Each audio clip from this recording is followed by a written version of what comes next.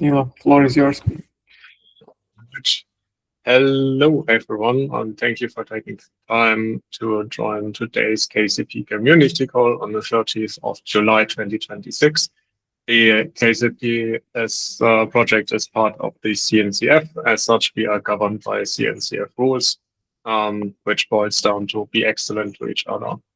Today, we have three topics, I think, on the agenda. If you have any additional topics, if you have any additional topics, please do put them on the agenda now. Otherwise, we will have an open floor at the end. Any new attendees who want to introduce themselves or reintroduce themselves to the round?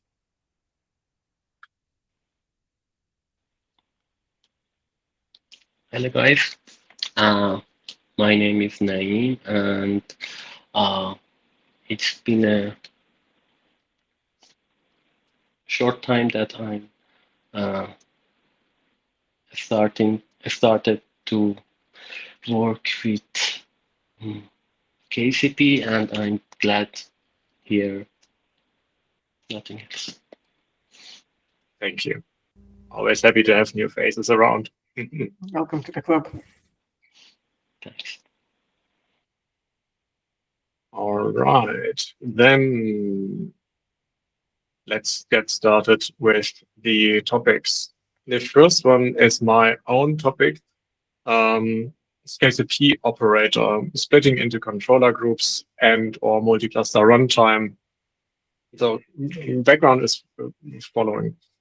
I am currently writing a operator that deploys KCP across multiple clusters. So basically, I want to have a single configuration cluster where a KCP operator does its magic and does all of the configuration checks and all of the pre-generation with Cert Manager and so on and so forth. And then I want to deploy the resulting KCP components from proxies, cache servers, and shards on remote servers. For that feature, there was the bundler feature introduced a while ago. I tried using that. It didn't quite work, especially with cache servers, because it was before we had the cache server CR. I tried fixing it, but it came with other problems when I updated the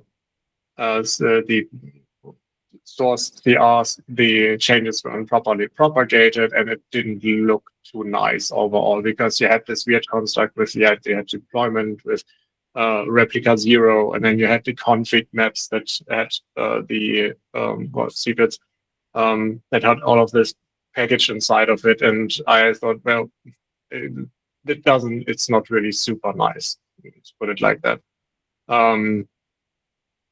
So what I did was introduce a intermediate type and split the existing controllers into two groups. The config controller, maybe let me share my screen because I made a very quick, very rough mock-up. Oh no, I can't share because macOS is being nice again. Can you send the link to the chat if it's shareable? I made it in Draw.io. It doesn't matter. It's not that. It's just a visual aid, but it's not that complex anyway. So basically, we have two controller groups. One is that the one that does the configuration, that does the prerequisites with Cert Manager, does the validation, and so on and so forth.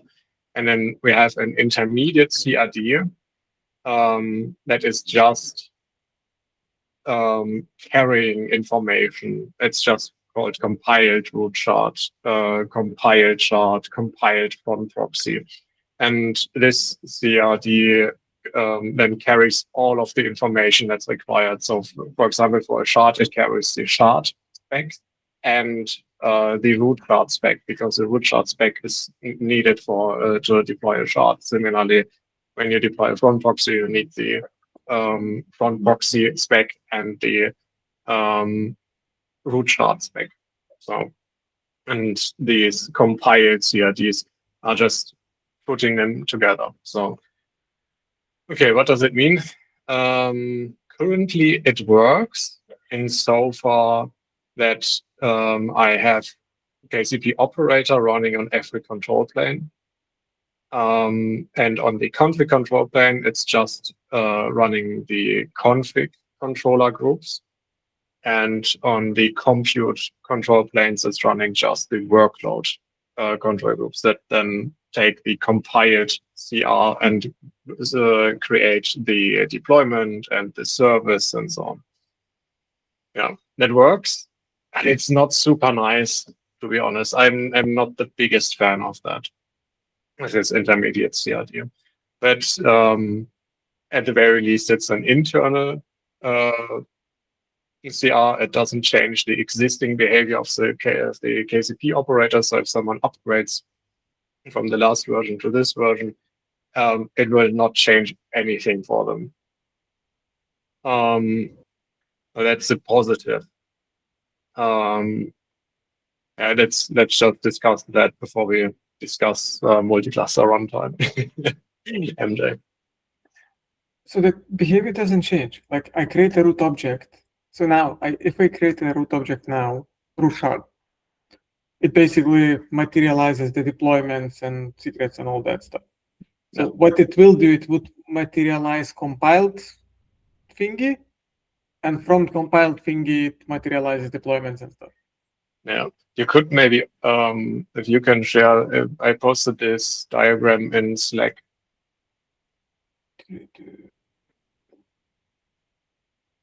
Where so?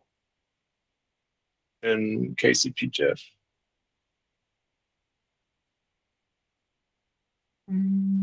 Yeah. My Slack is not yet up to date. No, it was a while ago. All right. Okay. I'm just checking. I'm sending you the link direct. Yeah.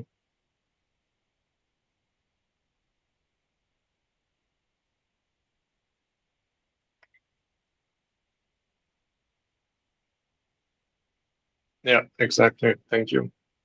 So yeah, on the left we have the admin CRs with root shard, front proxy, cache server. Then the KCP operator and config. Then creates the sub manager resources and the compiled CRs, and then something copies them over. This something is because we don't want to have the complexity of all the different topologies that people come up with in KCP operator. That's something that Downstream should do themselves, right? And then on the right, we just have the compiled CRs, which are basically just carrying metadata, and then the KCP operator in workload mode then actually creates the deployments. And that's basically all there is to it. And that's how you can make a multi-cluster deployment possible with KCP operator, just by splitting this and then running it on different control planes. And Yeah. The only caveat is the feedback loop or lack of feedback loop. Like how does control plane config plane cluster knows that shard foo fails to start because there's no nodes in there or something like that. they think has to transport that back. Yeah, so something somewhere has to transport it back because otherwise. I think my network is breaking up. Check. Yeah, okay. Now I can hear again. I said the feedback loop is the only concern I have. Like, how do we make sure that its data gets back? So the status is copied back and forth, so back from compiled to the admin CR. And then if the Slanker has this implemented that they are synchronizing the status back for the compiled CR, then that just happens. Then you see the status just like you would normally in the admins here. So in the root chart, and so on.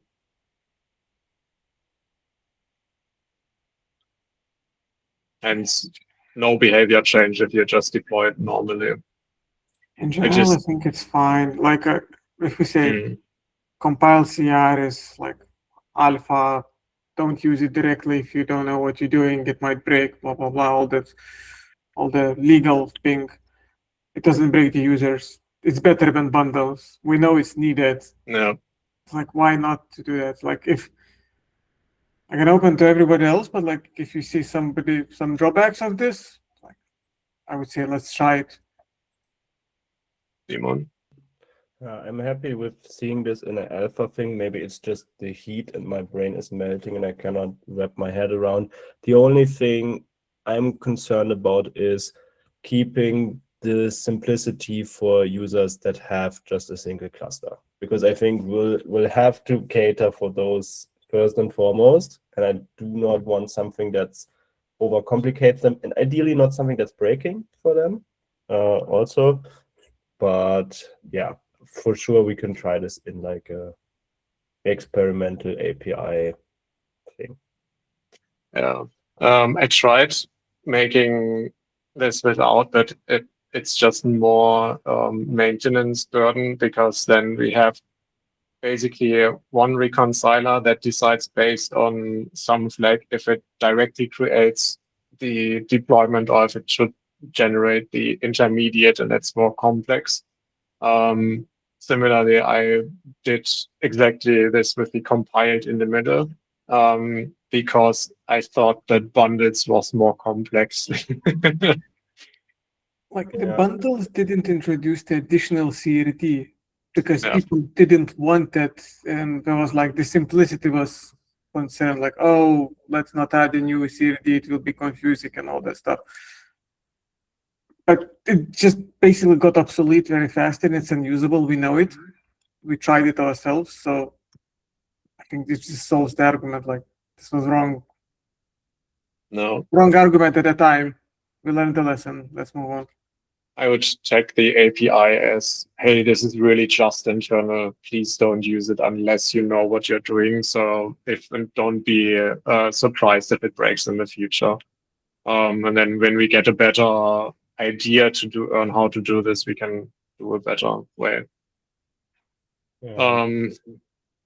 Maybe in the proposal, just maybe include an example of what it looks like for a single cluster, and then I can wrap my head around it. But yeah.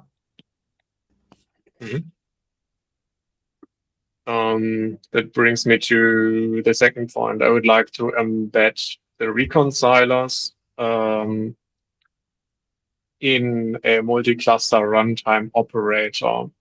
Reason is that I need to feed in the clusters from a provider anyway, or from providers, plural. And it would be a lot easier if I could just embed the reconcilers in the operator and then target the workload operators at the workload clusters instead of having to deploy KCP operator in workload mode on every control plane. I've had a look at the code on how complex this would be. I think it would be largely mechanical. The biggest change is that we cannot embed the cluster runtime client anymore in the reconciler structs. We have to have two different clients, the config plane client, quote unquote, and the workload client, quote unquote. So that's these two can be separate. And again, this would be no change, just like if you would move any other operator to multi-cluster runtime, by default, it would just all engage with the local control plane. Nothing really changes. But by making the reconcilers multi-cluster runtime reconcilers and making them exported so that they can be embedded by other operators, we make this possible that we embed these in other operator. which makes the whole management part a lot easier. But I don't have a PR open for that. It's just getting a feeling for this, what opinions are.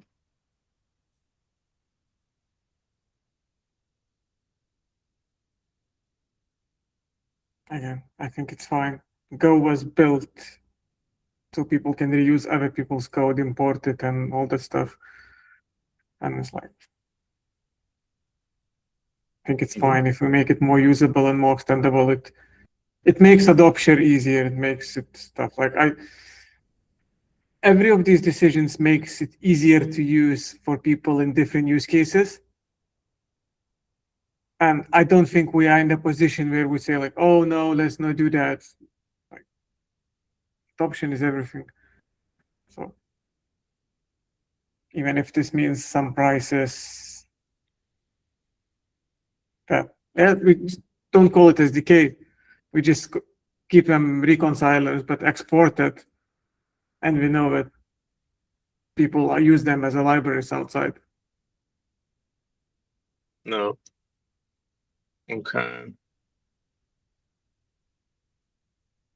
Then I will make a pull request for that, and I think I will combine the other one that's currently a stack PR into one PR, because the stack PR business, it sounds nice on paper, but it's not that Stack great. PRs are good for PRs which you don't review and just merge, and you want to test them in an iterative way. That's the only good reason about them. Because as soon as you're changing something in a stack PR, it just breaks everything. Yeah, I like the idea of stack PRs, but I don't like the execution that they made. Cool. Okay. Yeah, thank you. Then I will make a PR, both PRs, and then I will report in the KCP dev channel. Blended. Then Lubomir has done KCP user survey. Hi, thank you. So historically, Kubernetes, we did a few surveys. I wouldn't say that they were super critical for us, but they still provide some nice insight of who is using what and what do they need. Has KCP done one, like a global survey about the whole project, about all the features, who is using KCP in production, etc.? No. So We know plus minus who's adopting it. We used to know from the KCP submissions and the last few stuff. We know what we don't know anymore. So I think it's a good timing.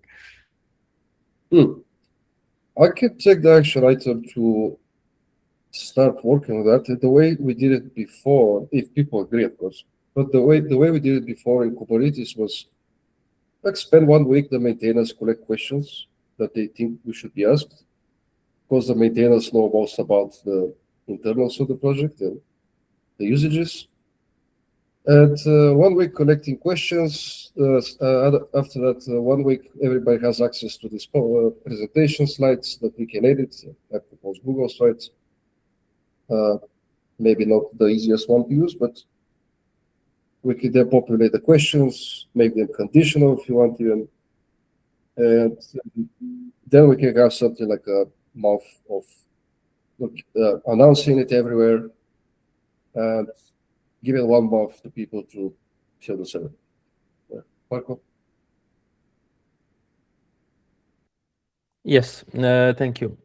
Personally speaking, not too bad idea, but I have horrible experience with surveys. Like we did some in Kubernetes SIG release, and it was a disaster. Like people just don't fill those out.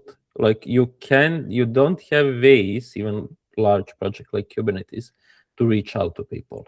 Like you can send email and people don't read emails. Like most of us have full inboxes and all that stuff and too many stuff going on. You can't count that. You can share it on Slack and then people don't use Slack unless they need something. And it's something that takes a lot of time that you actually spread the word. You will eventually have it running forever because you will not have too many answers. And the problem is that you will see some answers, most of them, where something can actually be already solved, but people don't know, and you will not be able to reach out back. Right, because of it is supposed to be eventually anonymous, and even if you ask for data, people will not leave it and stuff like that. So that's one thing to consider. Maybe, I don't know, I don't generally like generic surveys. If we have a feature that we would like to ask about, maybe, but I wouldn't expect too much. And it sounds like tons of time and tons of marketing and stuff for very little gain. But it might be just me. I don't want to be too much discouraging.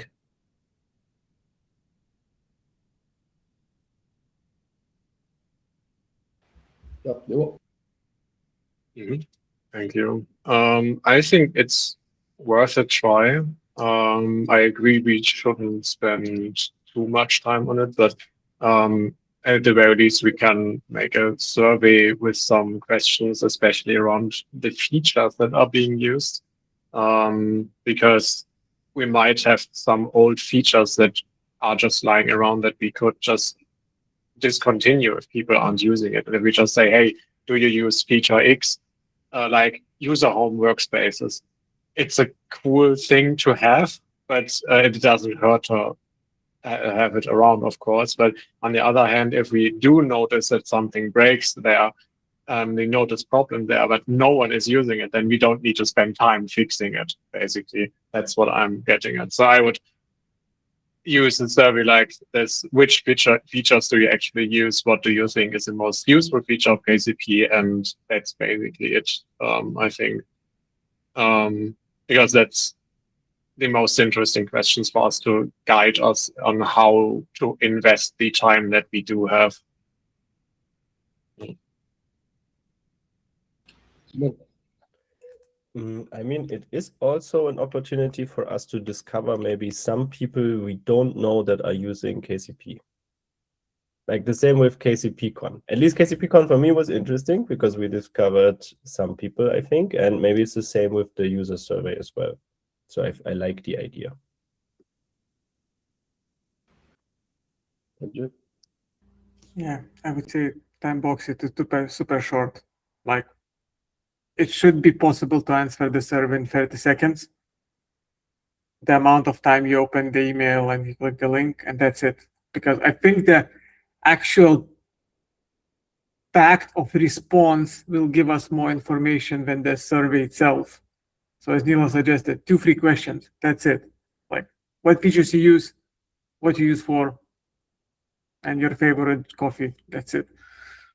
Like, keep it super short. And if we see like super big engagement, we can do it again. Okay.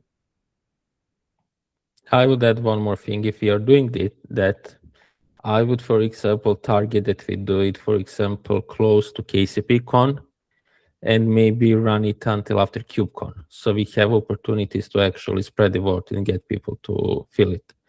For example, we can share it on KCPCon opening keynote whatsoever, and maybe someone on KubeCon if going. I'm not sure if you are going to have Project Pavilion. I doubt so, but maybe someone can on talks and stuff like that share it. So I would just make sure that we have, and if possible, eventually ask CNCF to help us with that. Not that we just do it like that, but because CNCF has marketing channels, has mailing list, stuff like that, they can push the survey and we can get more answers. I'm just in doubt that if we push it to our mailing lists, yeah, that might not work too well. I guess also downstream consumer marketing teams can help us. Maybe Abu Bakr can help us. So maybe someone from SAP marketing. Sorry, I didn't hear you clearly. Yeah, we are planning a survey for KCP consumers. We wanted to understand if we can get some marketing for this on channels. Sure. I can take it on. But it's still not ready. We just were discussing the potential. Yeah, definitely. And I agree with Marco. I think timing it between the KCP and everyone. Hey, what is KCP? During KCP Con, where everyone will be talking about it, and for KubeCon will be a good timeline. Makes sense. Yeah, I'm on the opposite side of successes. I guess, yeah, I remember a few failed surveys in Kubernetes, but we also had a few good ones, especially around LTS, Poster API, kubeadm service surveys. They were actually gave us really good direction of what people want and where are we failing.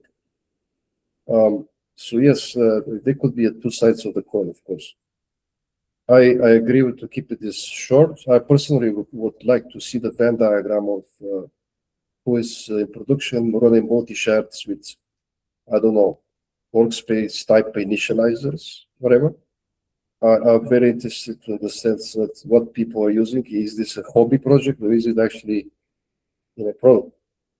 So unless anybody disagrees, should we start with a Google Doc first, where you have your name and questions that you're interested in? Maybe we just align next time. Mhm. Okay, sounds good. And after that, I will, after this call, I will share some Google Docs so we can put our thoughts. So, yeah, let's get this going. Thank you. Awesome. Thank you. Yeah, I'm excited to see that. Okay. Then next up, we have Naeem with the ephemeral non-persistent resources cap. Okay.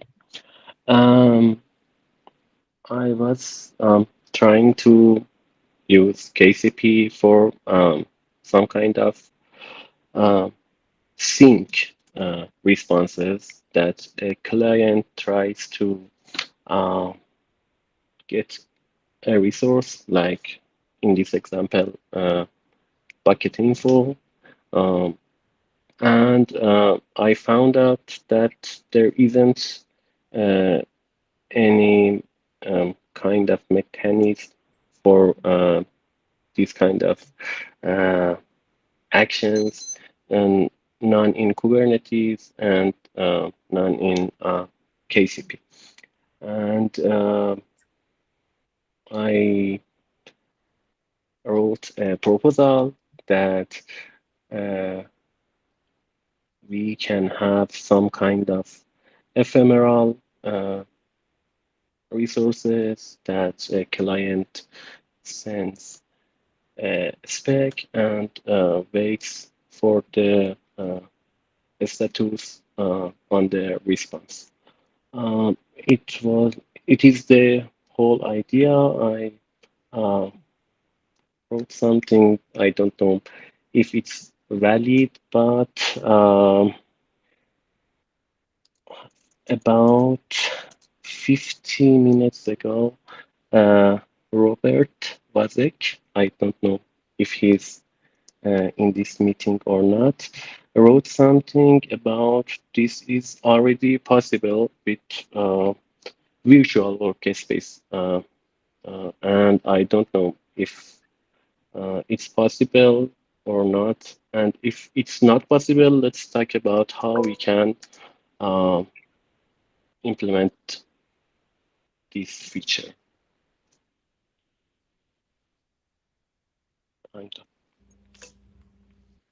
So I think it's possible to do a virtual resources, like a virtual. The thing is, it's complicated. It's a long way around. Like a virtual resources was built to replicate the objects in a way, but one can implement something like that. And this is why I was thinking it's a good idea, because like while it's anti-Kubernetes pattern in a way, like as you mentioned, Kubernetes doesn't have this. What it does, it forces you to use KRM, Kubernetes Resource Model. And while like we can be these Kube purists and say like, oh no, Kube doesn't do, we don't do, we are not Kube, we Kube-like. And if somebody builds a system where every resource in a system is just a ephemeral pointing to some Nginx somewhere else. It's like, I'm fine with this because this shows that there is a more to kube and kube layer when we think about this. Like with any system, people can find ways to abuse it and you misuse it. So I would be pro at this because it makes it easier to build systems like this. It adds flexibility. Well, yes, you can shoot yourself to the foot 5 times. Like when the APIs are down, they are not responding, latencies, authorizations, like you name it. But yeah, I just want to open for everybody else to put up now. No, I am not the biggest fan of webhooks in general, but we don't really have much of a solution there to make ephemeral resources possible without a webhook. The only thing that I was thinking is it would be cool if you could just spec out the response using Crow, but then just grab the information together from existing resources somewhere. But that comes with way too many problems because you don't have all of the data that you will need to answer an ephemeral request available, and it would make it much more flexible with a webhook. I will definitely need the weekend to think about this. Because as I said, I like the idea of making ephemeral resources work within API exports because I have ideas to use it. That would be a really, really cool feature. But it's with a webhook, it's rough. But I also currently I don't have a better idea. And with the virtual workspace that was proposed, I see the problem that it's a different endpoint, and the whole idea would be that you get your you order storage, for example, and then you get object storage type, and then you get an ephemeral type that you can just get that tells you how much storage you have left or something. And you could also put it in the status, but that's beside the point. Or you, I don't know. There's a couple cool things that you could do with that in practice. Would be super handy. I just have general support, but details we have to figure out. Felix.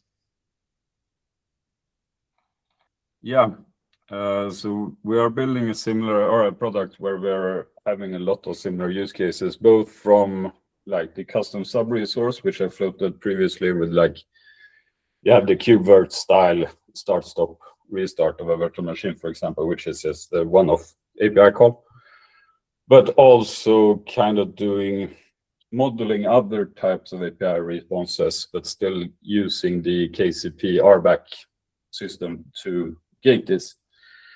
What I kind of felt to, or where my mind was going, was to the API aggregation of the Kubernetes, because that kind of does the ephemeral APIs or the ephemeral paths or what have you. That's specifically what the KubeVirt project did to kind of work around this limitation from being typed etcd. Going down that rabbit hole, I saw that you kind of dismissed that from like a stale Slack thread from very, very long ago, where it was deemed kind of workload-y, which I guess I can buy, but yeah, I don't think that was maybe thought about from this perspective at the time. But what was kind of throwing me off from like writing this up into actual proposal is who has the right to make API requests as the API server. Because if we route this through KCP, we need the traffic needs to go through the KCP somehow. So how do we gate the creation of these ephemeral APIs or the custom sub resources in a multi-tenant environment. Like, who has the authority to say that the API server of KCP should be allowed to send requests to wherever, considering stuff like machine identities and such. I mean, the So first thing yeah. would be to gate it behind the feature flag so that if you enable it, you know that you are enabling it. but still, you need to have a model behind how Yeah. you limit who can create. Like, you need something that you can build RBAC around, or somehow reason about, so that you get like some kind of base to build on, I would say. I don't think that will be a problem. I mean, we have added a lot of other authorization checks. Making one for that is natural. Yeah. But I agree. Yeah. It's definitely something that needs focus. Yeah, but from my point of view, I don't think we should break the kube model there, which essentially is Kubernetes does authorization and it expects your external service to have some sort of authorization as well. Because if you don't have this, you basically are running an unauthorized external service, which would also be dangerous. So I would not like stray away from there or reinvent the wheel on this one. So the original KEP already has that basically it was underlined that authorization authentication is done by KCP. It's gated by KCP RBAC. Means if you don't have RBAC to call this particular object, which is ephemeral, you don't. And the connection between KCP and the external service is mutual TLS. So non-random stuff. Yes, you still have to wire it with identity cluster foo. Like the backing service has to know what is foo from that cluster. But if we start forcing like these external webhooks to run some delegated authorizers, be multi-cluster aware and everything, like we're gonna just shoot people to the foot who wants to build system on top of that. Like, you need to think a bit pragmatically. If we can make the authorizer live in KCP and gated by like KubeRBAC, the backend, like as long as it's trusted by the party integrating in it, it should be fine. So what are the arguments against the federated API or the API aggregation? API aggregation in general in Kube is a very non-maintainable piece of code. To bring it in would be to bringing in a lot of this technical depth stuff. I think one could say if we do this now, we could evolve maybe in the future into aggregated API layer. But my question is, do we need it now? Like, do we say, oh, it's a nice feature, now let's spend this next 3 months writing aggregated API server for this? I would say no. API export has a nice field where we can configure these things, like object storage, which we have. Virtual CRD would be ephemeral. We mark it behind the feature flag so we can change it. And if we see it doesn't work, like, we're gonna change the shape. If we see that it's a blast of the feature, we revisit and write some aggregated API server type of thingy if people will demand it, like by popular vote.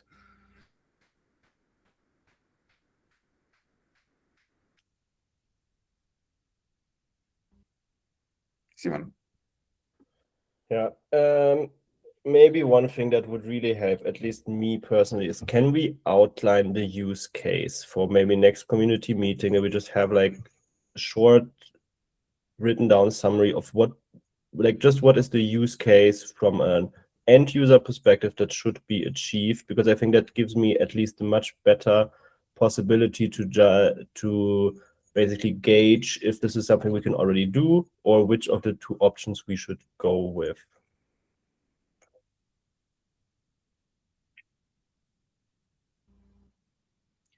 Do you have a use case? Naeem, do you have a use case now? Like, can you share something now or better next time?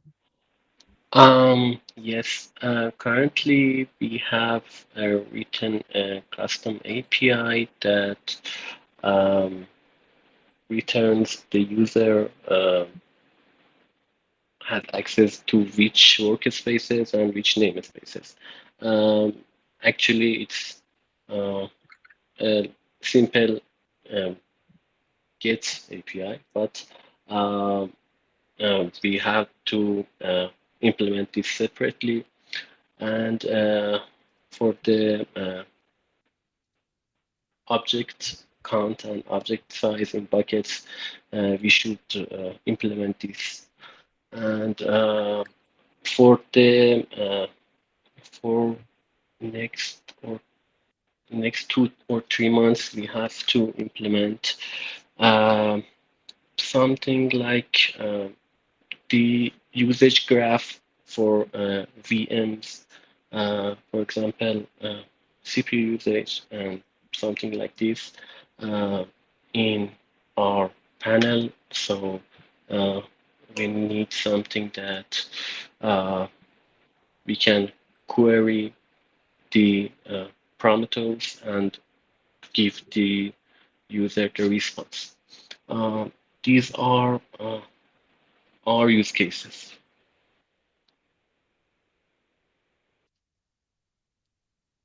Now, for the access, there we have active efforts going on with the access virtual workspaces.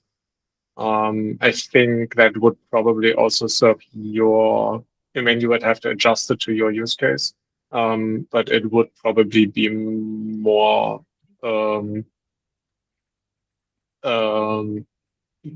it would probably be more useful. But it could also be used for ephemeral resources there. I think we would need to move to ephemeral resource, because basically, like, I think what people don't forget, like what it gives being ephemeral resource, it's an open API. kubectl describes, gives you results. All the clients understands it by default. Yeah, but Like- you get that from a virtual workspace as well. I mean, Not from the it's not in a workspace. That's the beauty. yeah, that's what I wanted to get at. The nice thing about API bindings for consumers is that when they get into Kubespace and the KCP space, they don't need to jump another hurdle to understand how to use the resources. They don't need to understand what is a virtual workspace. That only the platform would have to understand this. A user just sees the workspace and sees, oh, that's my API server. And I see, like, we have been talking about metering and billing and stuff like that. And there I see a lot of use cases for ephemeral resources as well, especially in the realm of like queryable results. Because I mean, you saw my comment in the document, like this should be in the workspace from the user. So not in a virtual workspace, same as some other things, because a user that comes in to KCP land, they don't understand the complexities of the system of KCP. They don't need to understand, shouldn't need to understand virtual workspaces until they become a provider or something like that. But a user that just gets a workspace should not need to understand everything about the machinery, not immediately at the very least. And for that, ephemeral resources are a really good solution to some problems.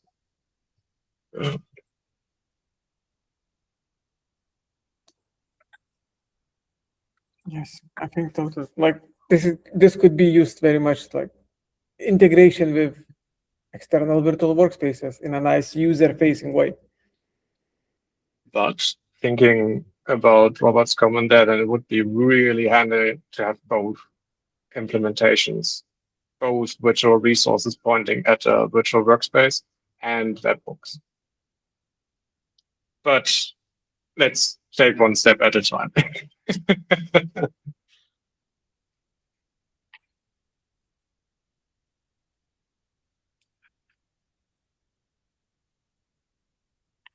Do you have a follow-up something? Your hand still up? It's stuck. I'm sorry. My question is this, like more, I always strive to move faster, to do less paperwork and like iterate fast. So my question is anybody against that we try to implement this as a API export virtual like storage option behind the feature flag, and we try to merge it and see where it takes us? Like try ship feature gated feature, see if it works. Naeem, you can prove this basically in your environments in the next couple weeks and see if it works, if it doesn't. Because I will be blunt, with the age of AI, everybody can start going their own ways and just do their own thing. So let's try it. Let's basically merge it, iterate, with a spoiler alert that Naeem, you might need to change the shape of the form of API if we see some drawbacks or issues when time comes. Like, don't expect the same feature as it is to be the same in 2 years or a year. But we can try. Yes, it's okay. You said it would be behind the feature flag and it would be alpha, and it's okay. All right. And if you help us to drive the feature, basically the itself, how you're gonna use it, I think it's fine. That would be nice, and I will try my best. Cool. Let's take it asynchronous with that, and Mhm. we see where you can take it.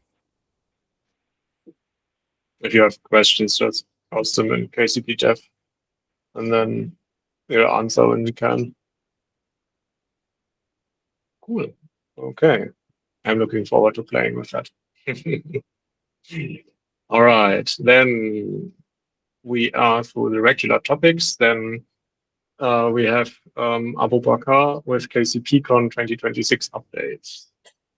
Yeah, nothing out of the ordinary, just to announce to the general community that after the CFP closed, where the program committee went through the sessions and accepted 7 sessions, most of which are around use cases and also some deep technical topics and some introductory content.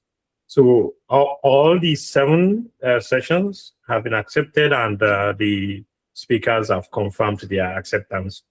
Also, in terms of numbers, we have as of today, we have 103 registrations. Hopefully we'll get more because it's still a long time, almost 2 months before the event. Yeah, that's all. Oh, cool. Yeah, thank you for the update. That's really nice to hear. All right. Then, do we have anyone else who wants to bring some topics up? 3, 2, 1. All right. Then we call this KCP community meeting closed. We thank you all for your attendance and for your fruitful conversations today. And then we go and save the 9 minutes that we have left. And then see you all in 2 weeks at the latest. Right. Yeah. Thanks, everyone. Bye-bye. See you. Bye bye.